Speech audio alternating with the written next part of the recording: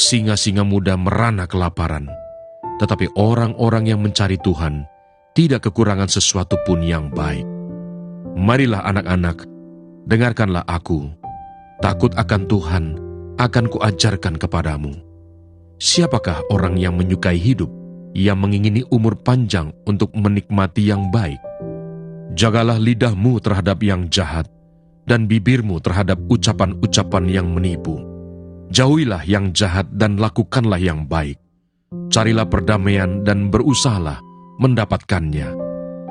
Mata Tuhan tertuju kepada orang-orang benar, dan telinganya kepada teriak mereka minta tolong. Wajah Tuhan menentang orang-orang yang berbuat jahat untuk melenyapkan ingatan kepada mereka dari muka bumi. Apabila orang-orang benar itu berseru-seru, maka Tuhan mendengar dan melepaskan mereka dari segala kesesakannya. Tuhan itu dekat kepada orang-orang yang patah hati. Ia menyelamatkan orang-orang yang remuk jiwanya. Kemalangan orang benar banyak, tetapi Tuhan melepaskan dia dari semuanya itu.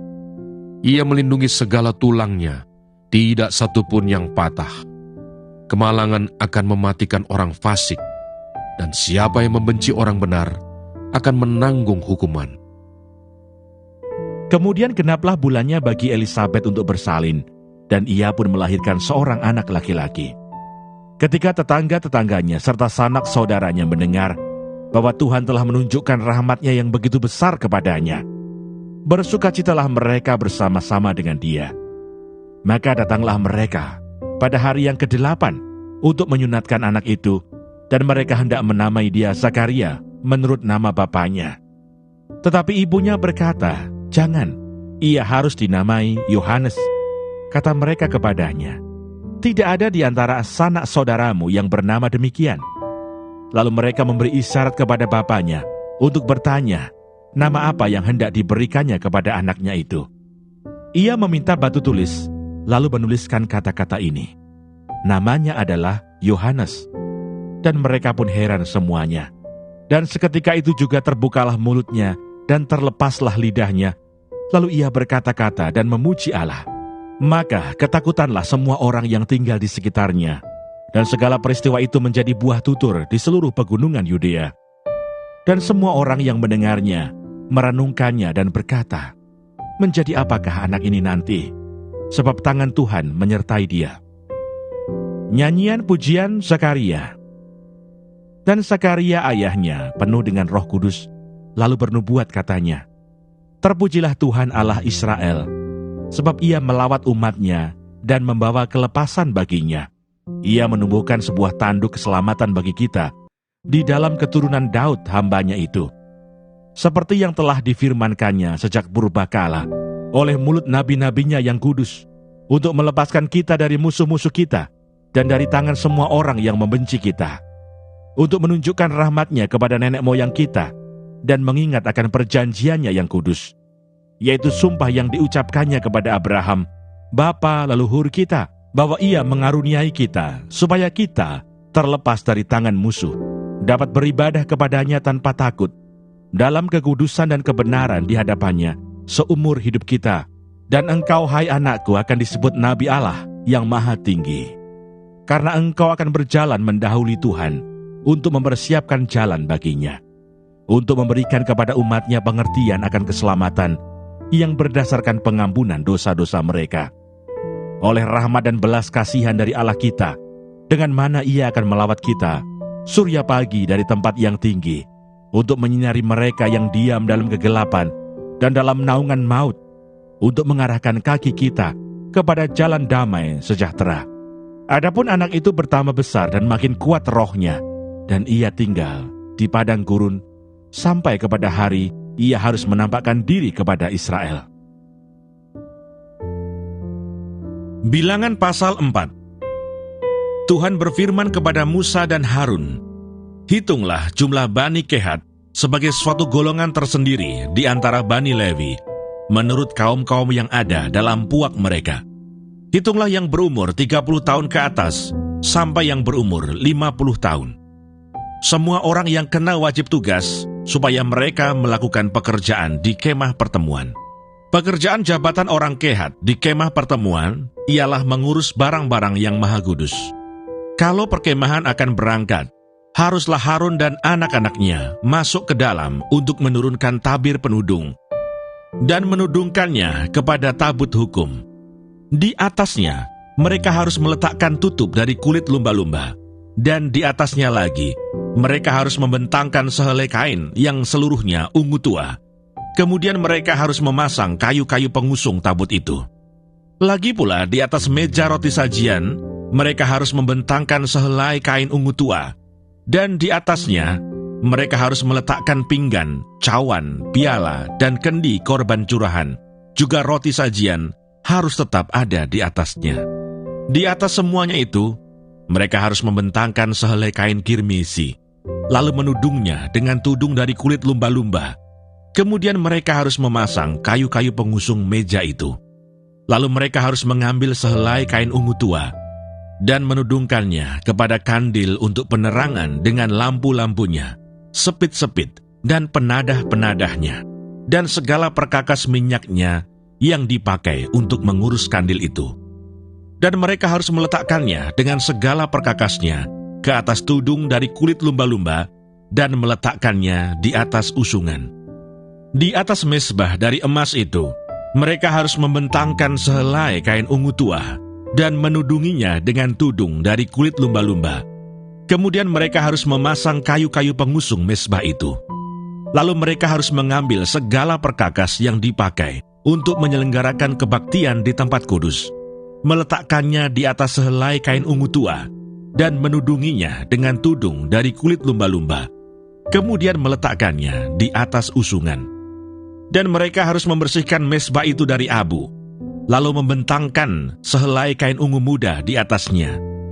Sesudah itu meletakkan di atasnya segala perkakasnya yang dipakai untuk mengurusnya, yakni perbaraan, garpu, penyodok, bokor penyiraman, segala perkakas mezbah itu.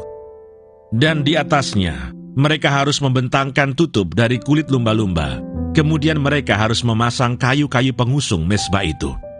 Setelah Harun dan anak-anaknya selesai menudungi barang-barang kudus dan segala perkakas tempat kudus, pada waktu perkemahan akan berangkat, barulah orang Kehat boleh masuk ke dalam untuk mengangkat barang-barang itu. Tetapi janganlah mereka kena kepada barang-barang kudus itu, nanti mereka mati. Jadi itulah barang-barang di kemah pertemuan yang harus diangkat Bani Kehat. Tetapi Eleazar, anak Imam Harun, bertanggung jawab atas minyak untuk penerangan, ukupan dari wangi-wangian, korban sajian yang tetap, dan minyak urapan. Ia bertanggung jawab atas segenap kemah suci dan segala isinya, yakni barang-barang kudus dan perabotannya. Tuhan berfirman kepada Musa dan Harun, "Perhatikanlah, supaya puak Kehat dan kaum-kaumnya jangan musnah binasa dari tengah-tengah orang Lewi. Inilah yang harus kamu lakukan bagi mereka, supaya mereka tinggal hidup dan jangan mati, apabila mereka mendekat ke barang-barang maha kudus. Harun dan anak-anaknya haruslah masuk ke dalam dan menempatkan mereka masing-masing di tempat tugasnya, dekat barang yang harus diangkat. Tetapi janganlah orang Kehat masuk ke dalam untuk melihat barang-barang kudus itu walau sesaat pun, nanti mereka mati." Tuhan berfirman kepada Musa, "Hitunglah juga jumlah Bani Gerson menurut puak dan kaum-kaum mereka. Catatlah mereka yang berumur 30 tahun ke atas sampai yang berumur 50 tahun, yakni setiap orang yang wajib tugas, supaya mereka melakukan pekerjaan jabatan di kemah pertemuan. Inilah tugas kaum-kaum Gerson dalam hal pekerjaan jabatan dan pengangkatan barang itu. Mereka harus mengangkat tenda-tenda kemah suci dan kemah pertemuan tudungnya, dan tudung dari kulit lumba-lumba yang ada di atasnya, tirai pintu kemah pertemuan, layar-layar pelataran, dan tirai pintu gerbang pelataran yang ada sekeliling kemah suci dan mezbah, dengan talinya dan segala perkakas untuk pekerjaan jabatan mereka. Dan mereka harus melakukan segala tugas yang perlu berkenaan dengan semuanya itu. Seluruh pekerjaan jabatan Bani Gerson harus dilakukan sesuai dengan perintah Harun dan anak-anaknya, yakni segala tugas pengangkatan barang dan pekerjaan jabatan itu. Kamu harus membuat mereka penanggung jawab atas segala yang harus diangkat mereka. Itulah tugas kaum-kaum Bani Gerson di kemah pertemuan. Mereka harus mengerjakan di bawah pimpinan Itamar, anak Imam Harun itu. Orang Merari haruslah kau catat menurut kaum-kaum yang ada dalam puak mereka. Catatlah mereka yang berumur 30 tahun ke atas sampai yang berumur 50 tahun, yakni setiap orang yang kena wajib tugas, supaya mereka melakukan pekerjaan jabatan pada kemah pertemuan. Inilah yang wajib diangkat mereka, berhubung dengan seluruh pekerjaan jabatan mereka di kemah pertemuan. Papan-papan kemah suci, kayu-kayu lintangnya, tiang-tiangnya, alas-alasnya, tiang-tiang pelataran sekelilingnya, alas-alasnya, patok-patok dan tali-talinya, serta segala perkakasnya. Semuanya termasuk tugas mereka. Dengan terperinci, haruslah kamu tunjuk perkakas yang wajib diangkat mereka itu. Itulah tugas kaum-kaum Bani Merari, yakni seluruh pekerjaan jabatan mereka di kemah pertemuan yang harus dilakukan di bawah pimpinan Itamar, anak Imam Harun. Demikianlah Musa dan Harun dengan para pemimpin umat Israel mencatat Bani Kehat menurut kaum-kaum yang ada dalam puak mereka, yakni orang-orang yang berumur 30 tahun ke atas sampai yang berumur 50 tahun. Setiap orang yang kena wajib tugas berhubung dengan pekerjaan jabatan di kemah pertemuan. Maka jumlah pencatatan mereka menurut kaum-kaum mereka ada 2.750 orang. Itulah orang-orang yang dicatat dari kaum-kaum Kehat, semua orang yang melakukan pekerjaan jabatan di kemah pertemuan, yakni mereka yang dicatat oleh Musa dan Harun sesuai dengan titah Tuhan dengan perantaraan Musa. Bani Gerson yang dicatat menurut kaum-kaum yang ada dalam puak mereka, yaitu orang-orang yang berumur 30 tahun ke atas sampai yang berumur 50 tahun. Setiap orang yang kena wajib tugas berhubung dengan pekerjaan jabatan di kemah pertemuan. Jadi mereka dicatat menurut kaum-kaum yang ada dalam puak mereka, berjumlah 2.630 orang. Itulah jumlah pencatatan kaum-kaum Bani Gerson. Semua orang yang melakukan pekerjaan jabatan di kemah pertemuan, yakni mereka yang dicatat oleh Musa dan Harun sesuai dengan titah Tuhan. Bani Merari yang dicatat menurut kaum-kaum yang ada dalam puak mereka, yaitu orang-orang yang berumur 30 tahun ke atas sampai yang berumur 50 tahun. Setiap orang yang kena wajib tugas berhubung dengan pekerjaan jabatan di kemah pertemuan. Jadi mereka yang dicatat menurut kaum-kaum mereka berjumlah 3.200 orang.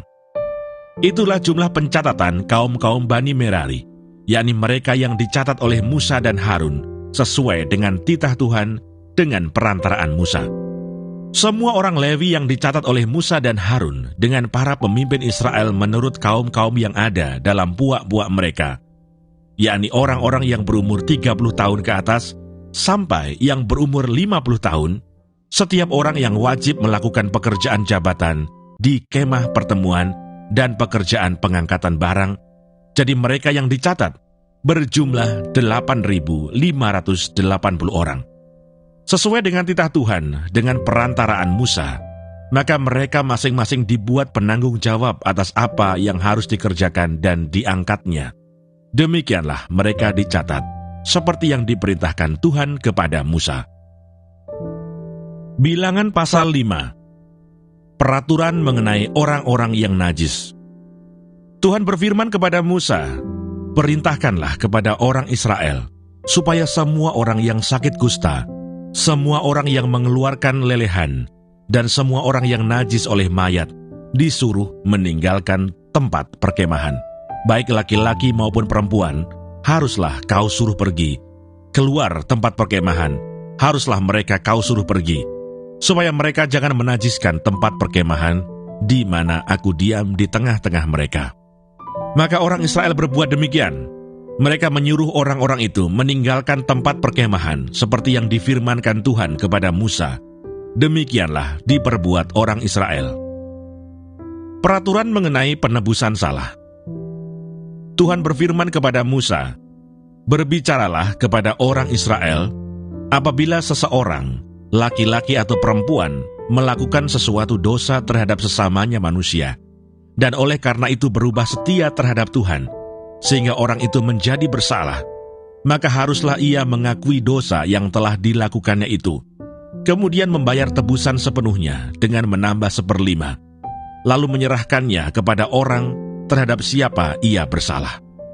Tetapi apabila orang itu tidak ada kaumnya, kepada siapa dapat dibayar tebusan salah itu, maka tebusan salah yang harus dibayar itu menjadi kepunyaan Tuhan, dan adalah bagian imam, belum terhitung domba jantan pendamaian yang dipakai untuk mengadakan pendamaian bagi orang itu.